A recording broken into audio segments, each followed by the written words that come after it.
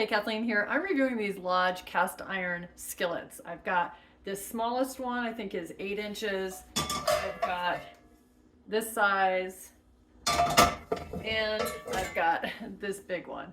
So I'm going to talk to you about the things that I love about it and share a couple things that I wish were a little different. So you can see here that it's kind of not the greatest looking. I'm going to show you what I'm going to do about that. But let me hold up the small one because it's easy.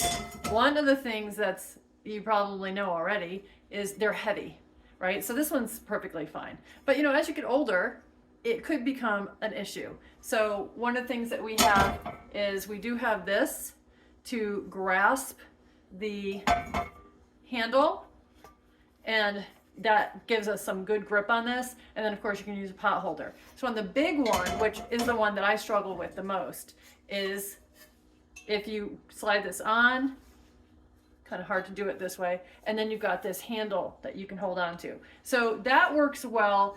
The thing that I find the hardest, because I can lift this, it's not a lifting, it's trying to tip out something using this little spout, tip this something out into another serving dish or something. That's where it gets heavy. But I mean, the pans themselves are absolutely amazing. We use these all the time for cooking everything. And you know, I like these better than the non-stick. The small one can be used, I don't know if this is a 6.5 inch or an 8 inch, but can be used for just single egg, pancake. I mean, really perfect. Very beautiful for that. This can be used for multiple, you know, eggs, chicken breasts, small stir fry, all kinds of things like that. And then this can be used when you have a larger crowd and you're cooking something that's just got more components and just a larger amount. And so let me just show you, what do I do when it's kind of like this? And that looks like it's already got some oil on it, but let me just show you how I get this kind of rust stuff off. So I do wipe that out. I'm just gonna do half of this. Now it must have had a little bit of oil in here because my husband was cooking last night, but you can see that. And I do take some avocado oil, something like that.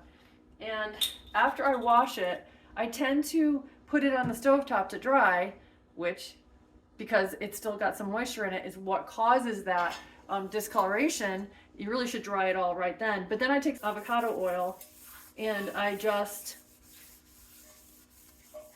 take care of it. Now you can bake it to kind of like cure it on, and so every now and then I do that, but you can see the difference, right? So I mean, there's really not a lot to taking care of these.